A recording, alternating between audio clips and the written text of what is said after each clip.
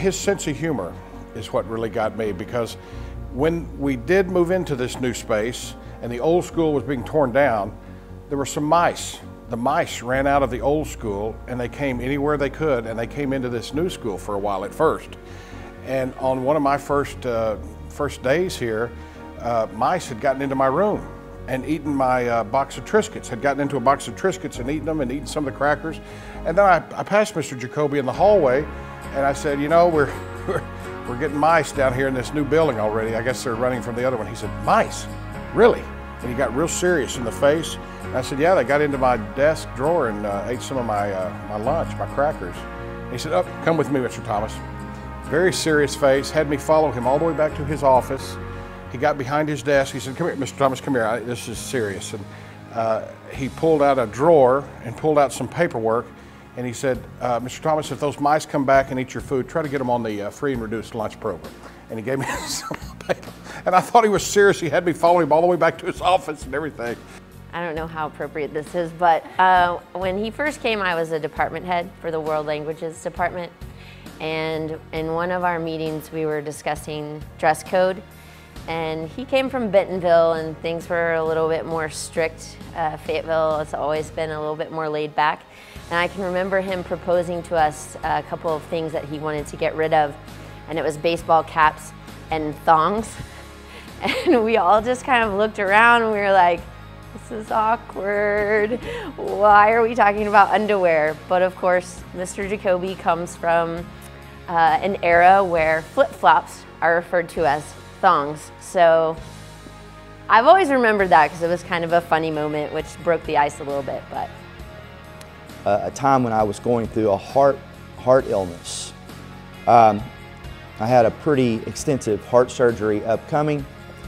I was within about an hour of being taken back to do the surgery, and I get a call from Steve Jacoby. Steve gives me well wishes and asks me who my surgeon was in the most serious of tones. And I told him the man's name, and after a pause, he said, wow, that guy has a high mortality rate. So while Mr. Jacoby was here the first time, our family went through a really difficult situation. First, my mom was diagnosed with cancer, and then our 16-year-old son passed away. And through all of that, every time he saw me, he would ask, how are you? How's your mom? How's your husband? How's your daughter? And it was just very compassionate, always checking on us, coming by just to see how we were doing. When Joshua should have graduated from high school, he got Joshua a cap and gown and put it on the stage for him. And after graduation was over, we went to thank him for it, and he said, y'all take that cap and gown, and my daughter, she's collecting, things. And I said, what are we gonna do with that? Why do we need that? And she said, I'm gonna wear it at my graduation. And 2 years later, she did. And that was really special for her to have brother's cap and gown and to get to wear it. So he has done a lot just to show compassion to my family and kindness and concern when we were really struggling. It was within about 3 months of my oldest daughter getting married, and I get this call. And it was the person was representing themselves as the person who ran the venue. And she went about telling me that they had had a water break. A water main had exploded and the venue was soaked. And I asked, when would that be done? And she went on to tell me that the venue would not be available in 3 months for my daughter's wedding. Well, I immediately went into a tizzy. I'm walking around in between phase 2 and phase 3. And I'm trying to get information and press them to hurry up, because I finally said, at some point, you're gonna have to call my wife and my daughter and explain to her what we're gonna do for a venue. Well, the conversation went on for just a little bit, and I got to thinking something is not right. And I finally turned around from the bottom of the phase 2 steps, looked at the double doors, and it was Mr. Jacoby, and he was laughing uncontrollably. He had gotten one of our administrative assistants to call me on her personal cell phone. I didn't know who it was. He had created a script for her. Was the limit that he would go to get you. I went through years of struggle trying to have a child, and suddenly I got a phone call and someone said, "Hey, do you want a baby?" And I said, oh, well, sure, okay. And so it all happened very quickly, and it was at the end of the school year, and of course there's all the end of the school year chaos. And then we got the call that the baby was coming, and so I had to go to Mr. Jacoby and say, "I'm going to get a baby," and he was so excited for me. And he, you know, having someone to share in that joy and knowing that he really shared that joy with me, yeah, it's so special. One of the remarkable things about Steve is that he cares about his people. The story I told you about my heart after an 8-hour procedure, one of the first faces that I remember when I woke up was his.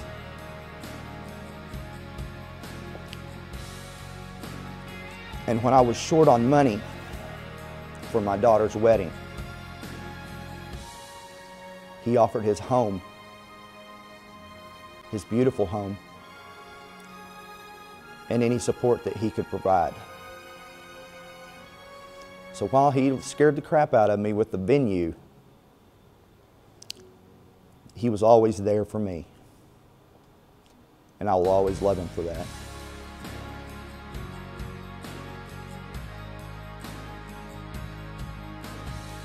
I will not say goodbye to Steve Jacoby because you are not leaving. We're not going to let you leave. We're going to make a new position for you. I can think of a number of good positions for you. I could probably use a personal assistant actually, and I really think that you and I could work together on the Google. And you know, and actually we could get you and Mr. Magri to be in charge of technology. I really think that would be a great position for both of you, and will transform this district. And I'm not saying goodbye. I know that I will see you in December when you come back to play Santa, and my heart is so full for having you as my principal. Thank you so much. Mr. Jacoby, I have learned so much about leadership from you. It's amazing to me how you always learn an individual detail about each person and can connect to them personally before you connect to them professionally. I think that's a remarkable trait. So thank you for encouraging me to be a better leader and helping me learn more about what true leadership is. Mr. Jacoby, thank you for being such an inspiration and being the kind of principal or leader that made me want to be a better teacher, always. You were always trying to catch people doing good instead of trying to catch somebody doing something wrong and being afraid. I always wanted to be better in your presence. So thank you, sir. I just want to thank you for being such a great principal, for being so supportive. As I've been the AP department chair, you have been such a huge advocate for advanced placement, and we have really appreciated that. Thanks for laughing at my jokes. I always like that about a person, and we're going to really miss you. Congratulations, Mr. Jacoby. Enjoy retirement. Be with your family. Have fun. Do everything that you wish you could have been doing this last year. All right, bye. Mr. Jacoby, we're going to miss you. Thank you for being a great, great principal. And I just want to remind you of one thing. When you get that new house, no food and drink at all in the living room. You are amazing. If I could ever be half the person that he is and be able to remember things that he can remember and be as kind to people and considerate and thoughtful and just remember as much as he remembers, that would be incredible. When we were going through, a difficult transition, building a new school, transitioning the 9th graders up, and just gave amazing leadership, and he will be missed. So you're the best principal that I've ever gotten to work with, and sadly it has only been for 1 year. You are extremely kind and compassionate, and you are always looking for ways to connect with somebody, trying to find that something that you can get to know about them, and always making sure that you talk to them about it. You are so generous, you have such a generous spirit, and you're always thinking of ways that you can kind of lift up teachers and also kind of give them a thanks in a very thankless profession. I just think you're awesome. I'm really glad I had you for a principal for however many years it was, and I really appreciate everything you did for me and for the school while you were here.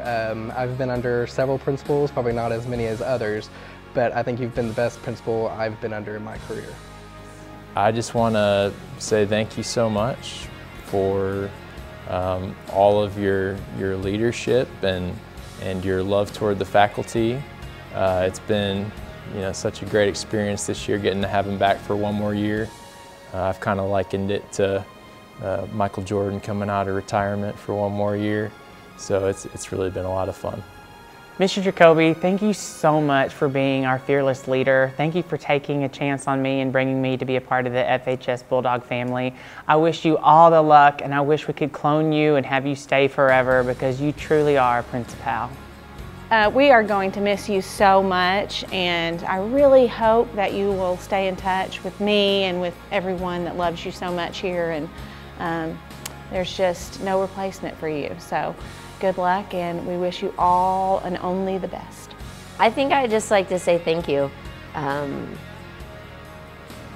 He's been a really inspirational leader, and I think that he's helped a lot of teachers in the school tap into their own leadership abilities, and he's just been really patient and a good guiding figure for our school.